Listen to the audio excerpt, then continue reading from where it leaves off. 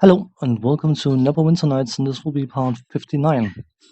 In the previous episode, we got ahead of an orc. Noticed that the previous part was a bit shorter, but the previous part to that part was a bit longer. So, as I've said, ideally each part, the perfect length would be 25 minutes, but give and take a bit. Sometimes there will be 22 minutes, sometimes there will be 32 minutes, and sometimes there will be spot on 25. That is a very occurrence still. But anyway, we have found this circle thing. Apparently, we didn't need to actually use the scroll, we just had to have it in our inventory and then click the thing. So, we are now in the area where we need to get the snow globe. So, what is behind door number 1? Locked. Okay, is there any stone? That is a specialty door, isn't it? Yeah. Need to find another way. There's a chest. There's a dagger +3. That's not bad for a random chest. I suppose it could have been trapped up. I'm going to be quick saving a lot. I have bumped into water elementals that gave 4 experience and decided to drown me. So yeah, I'm quick saving an awful lot, and I think anyone who plays this game will find that they are quick saving an awful lot as well.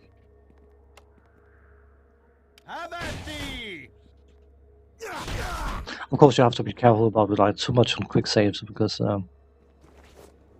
if something should go wonky, which ideally it shouldn't, and I usually do a hard save every single time I get into a new section thing. But I'm fairly sure I'd say, is that door not open either? No, it isn't. Let's follow the open doors, shall we? It looks inviting. Okay, elementals, they can knock you on the up, but it's bad enough. Huge earth elemental, though, if I'm not mistaken, they can hit like trucks. They are golems without golems. They are sentient beings, whereas of course a golem is an animated object. I've been kicked worse. Come on.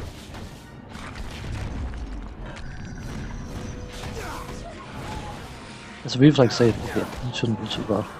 What I like about the pulse attacks that the elementals are doing is that they can actually knock their own allies flat on their butts, which is always nice. Oh, yeah, I just remembered this is deal with the summoning kind of stuff. So, we had some Corsets and some imps fighting each other in the previous chapter in the host tower, and I'm fairly sure this is very, very similar. This is a huge fire elemental. Oh. How are you doing? You're doing. You okay? Of course, the fact that they're immune to critical hits just makes them lovely. 4 experience for a huge fire elemental. Lovely. Do you drop loot? Perchance? No? No. It's bound to be something we need to do to shut these down. There's a huge fire elemental.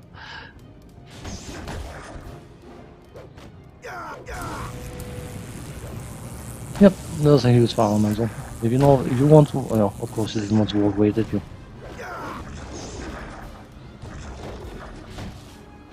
Because you gain levels, right? They drop in challenge level or challenge thing because of the raw level. It doesn't mean they can't kill you easily. Didn't I heal or what?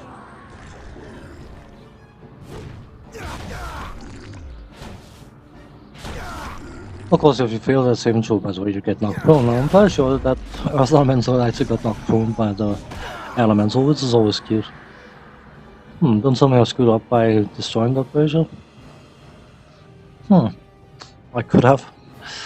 Oh well, we'll find out soon enough. It just dawned on me that something. Let's carry on, see what happens. Of course it's trapped, of course I failed. Intriguing. Knacks. Knacks. Anyone in here? Oh, it'd be funny if the door shut down, shut behind me even. Oh yeah, of course I remember this guy.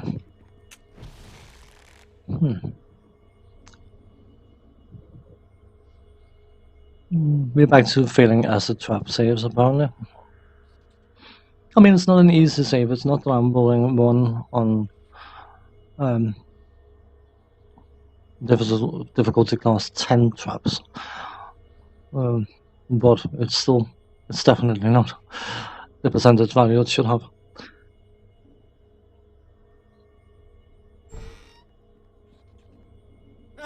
Shut up, Ian. Take that. A few of them. Oh, there's both friends. Should probably monitor my health here.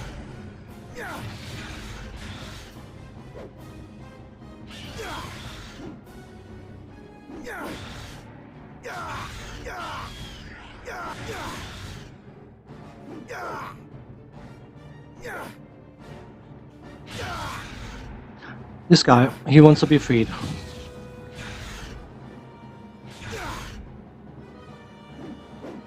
But he's a little deceitful bugger, to say the least.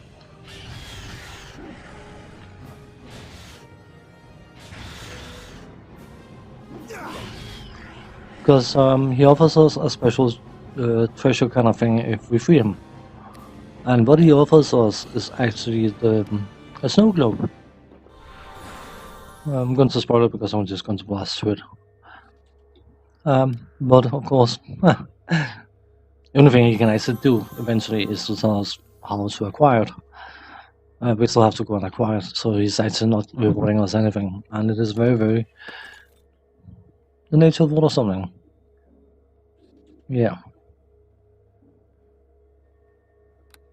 Probably come along, just in case. Come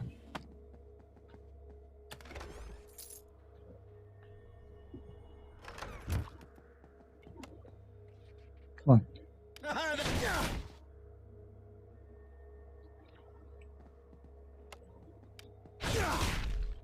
Anyway, he can't really give us anything for helping him. I mean, we are nice people, so we help him anyway, because, I mean, that's just how I roll, but he's basically promising me something he can't give me.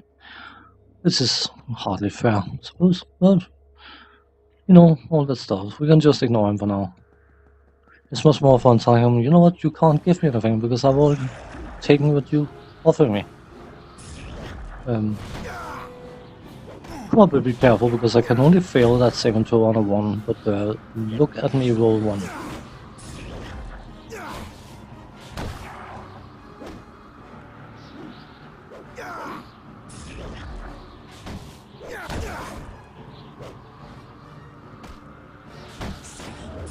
Of course, if you play something like Paladins, what is it, level 2?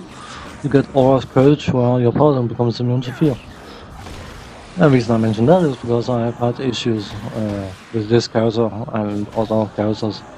Anything that has a fear aura, just get away near them, and then you roll 1 immediately, and then you run away for 5 minutes and can't do anything.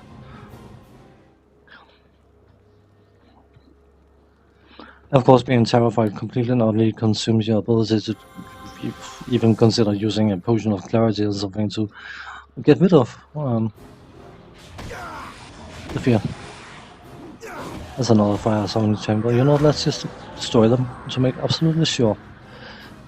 Great, great, great. Another 4 experience to be had. I've been looking forward to that. It makes my day, don't worry. It really makes me feel special. I have to keep an eye on my health, because if I get crit by that greater Earth Elemental, or you play on normal difficulty level where you can't be crit. But, the only thing setting the high difficulty level is going to do is going to cause you to reload more. Unless of course you just want to respawn, which I couldn't remember how much of your money it costs you, but it costs you 10% of your money. But I mean, why pay for it when you can just reload, right? This guy. He decided he didn't like the look of my face and decided to quit before a certain amount of damage. not a very friendly rock.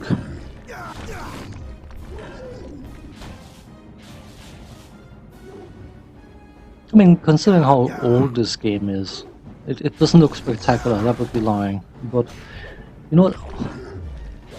It doesn't look half bad.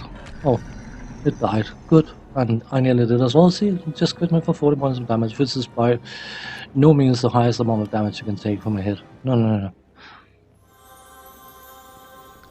The single largest hit against this character in the previous recording that I scrapped was 67 damage in one hit. It's not bad. I mean, you could always argue, of course, if you were to fight for reals with swords and all that kind of stuff, then you probably shouldn't be sliced more than once or twice before you keeled over. So I guess it makes perfect sense, but this is still this is a game you're supposed to feel powerful because you can endure things that normal mortals can't endure. But anyway, as I was saying, considering, I mean, oh god, I can't be out. This. I should probably sped this up, you know what? But I've started yapping away, and I do want to have some sort of content. Now we got a huge Earth Elemental as well. So. Because of its size, it has reach, so it can actually punch me behind some of the other guys, which is rather unfortunate. Can we get this?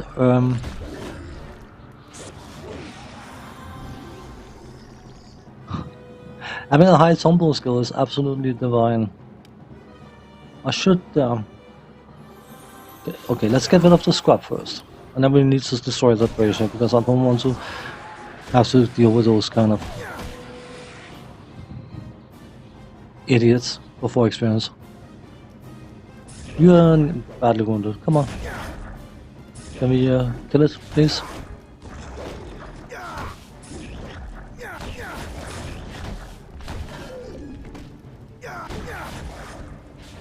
I'm in quit range. Oh, this is why I hate it. This is what I hate about Chapter 3. I actually quite enjoy Chapter 3, but you get into a lot of those kind of fights. And of course, because that bloody brazier keeps summoning fire elemental, so we run into them constantly.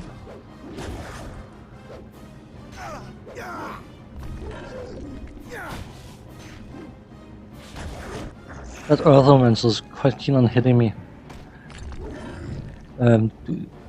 Could we perhaps, right? Maybe. You know what? I'm just going to do this because I'm getting old. This is getting old now. Do you mind drinking a potion, perhaps? Sort of. Oh, they de-aggroed. Cool. I didn't. And of course, it just smacks me for 17 immediately because that's good fun, isn't it? It can't actually hit me. It can only hit me by rolling 20. Lovely. 20 plus 9, that's 29. That's not my armor class. Armor class is higher than that.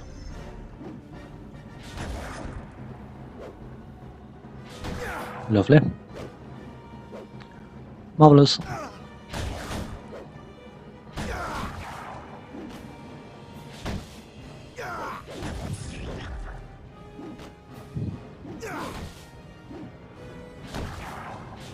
Okay, plus 19.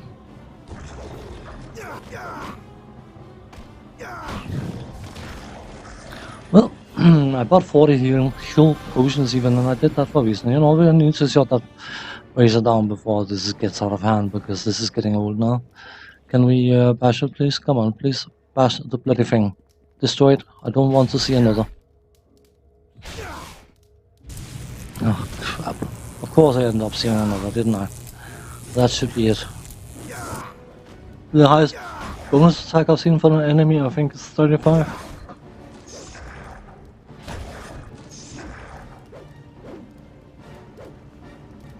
Which I guess is high enough for most people. Can definitely do some damage. I mean, obviously, in order to be a hero, you have to fight something that's dangerous to fight, and plowing your way through 200 orcs may feel epic to a certain point, but it's not particularly heroic, is it? So obviously you need to face some opposition and can actually fight back.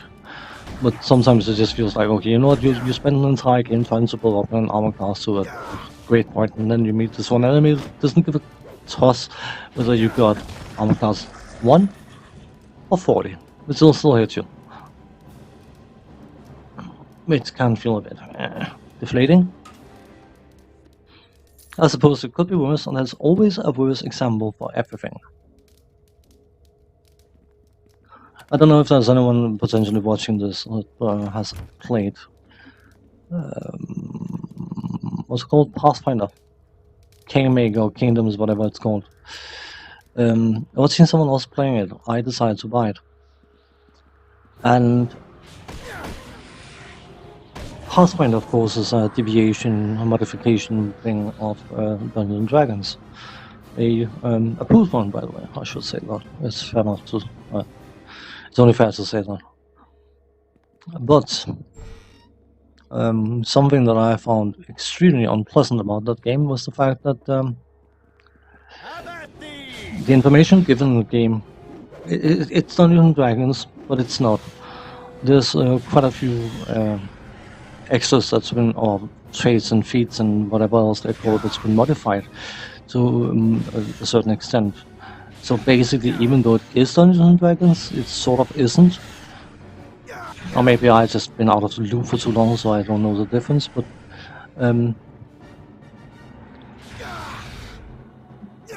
it's a game where if you don't have the knowledge of the game, and I mean knowledge more than just, you can't just scrape by.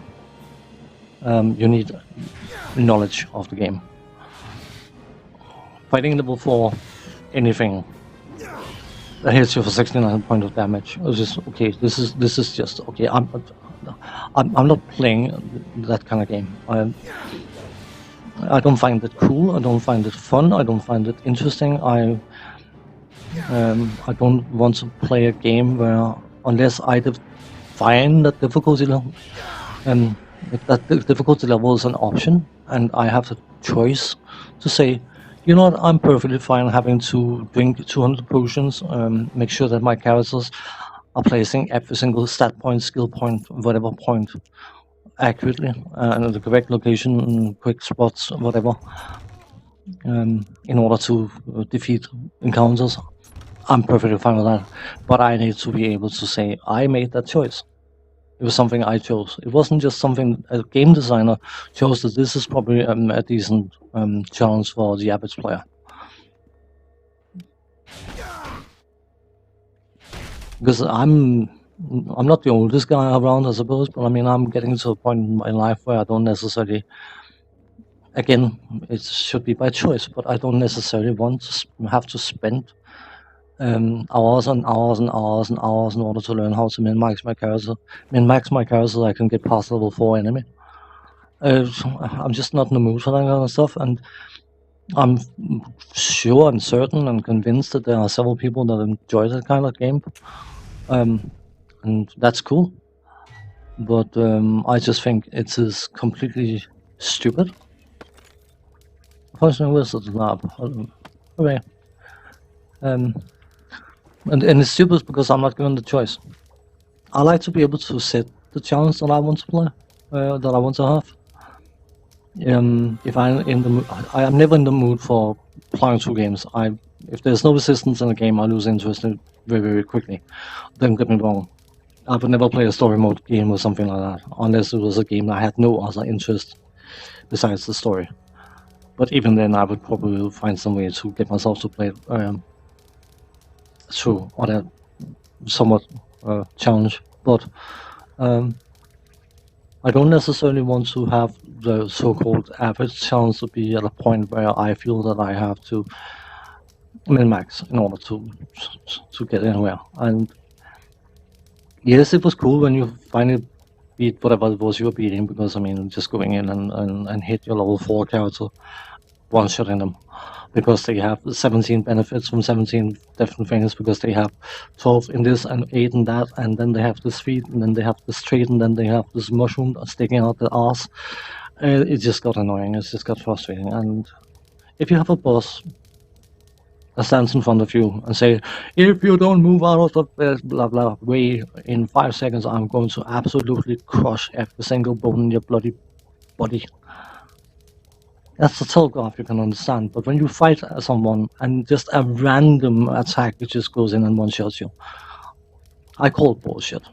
Plain and simple, I don't like it. I don't mind a chance. I don't mind fighting something where I have to think on my feet and may have to use potion and bows and maybe have to regroup and may have to come back after gaining 2 levels. I'm perfectly fine with that, but just, if you're just fighting there, you're in melee with your paladin hiding behind the shield and then splat. Obviously, again, anyone played any dice game, whether it's Monopoly or Dungeons and Dragons or whatever else it is you're playing, we've all been there, where the dice will just not play ball. And it happens, it does happen, but it should not make or break your gaming experience, and that's what I thought it did with Pathfinder. And I know there's been patched senselessly since I played it last time, but it was about 40 quid I've effectively thrown out the window. Because I can't see myself enduring the agony of going back to that game. We need the summoning portal for something. What was that? There's another book, isn't there? Nature of water summoning.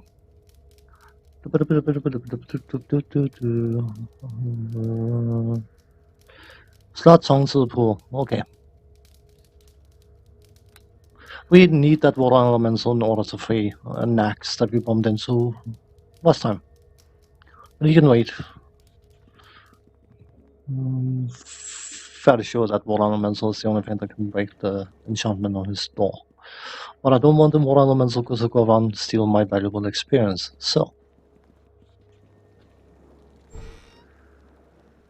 Oh. Methods. I mean, it was the same with Dungeons and Dragons Online. I consider myself to be a decent Dungeons and Dragons player concerning knowledge of Dungeons and Dragons, but because of course there's a limited amount of levels in that game, they decided to prolong the experience by, I don't know whether it's still going, by the way, I haven't checked for years. But anyway, they divided each level into 10th of a level, so you basically gained a small benefit. I can't remember what they're called. But regardless, I felt I had a certain amount of knowledge, but it just turned out that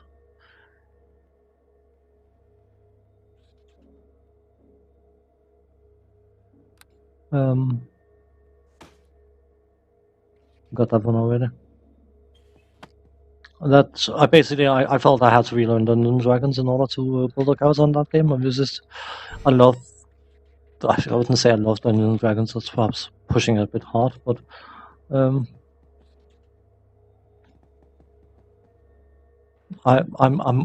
quite have a healthy interest in Dungeons and Dragons, put it that way. And all things considered, I feel myself I have a fair amount of knowledge, but it's just, I basically have to read guides after guides after guides after guide in order to build a character. It was a bit annoying. Because it's definitely one of those games that if you want to play for the long term, you can screw yourself senselessly by not building a character correctly from very early stages. And of course, I mean, it was a free-to-play game and I have to be careful with my strength. If it goes to 0, I'm dead.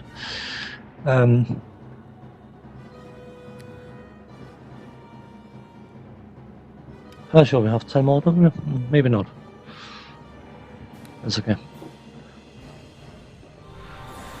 You can use some sort of currency to respec and all that kind of stuff, but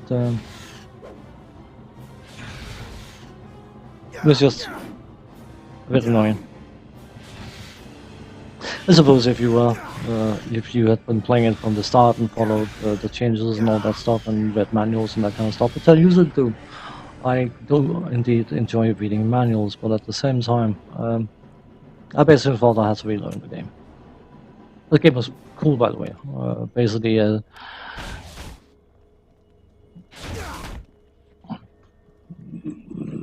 saying it similar to this is perhaps being a bit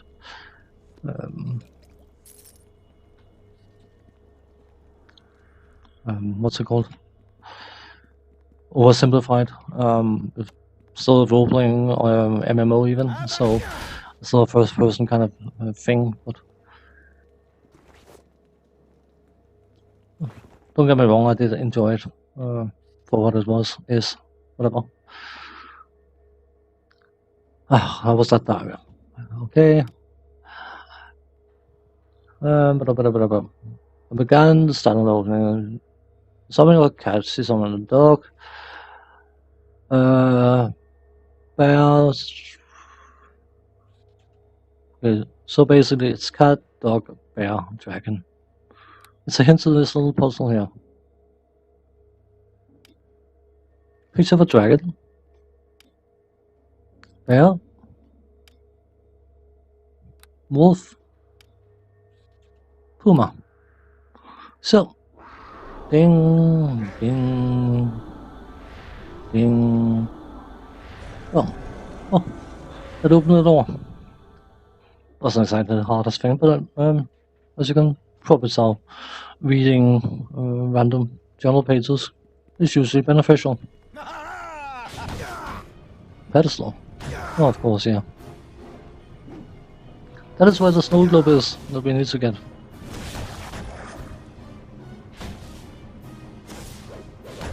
Okie, this one's more powerful than the others. I mean, it's guarding something, a quest item, so hopefully we'll get give quite a bit of experience. Would be nice. Come on. Are we looking? 8,000? Yeah, close enough on 8,000. Not too bad. 437 experience. Okie dokie, I'll take it. So, that is the snow globe, and Nax is going to offer us that as reward for freeing him. Which he can't. Partially because we just picked it up, but also because of the fact that he can't get to it himself. We had to fail one. Oh, just going to be standing around here for a few seconds. Being paralyzed. It was good fun. We got nothing better to do than being paralyzed for, I think it's about 30 seconds. But anyway. Thanks for watching. Take care. See you next time. Bye bye.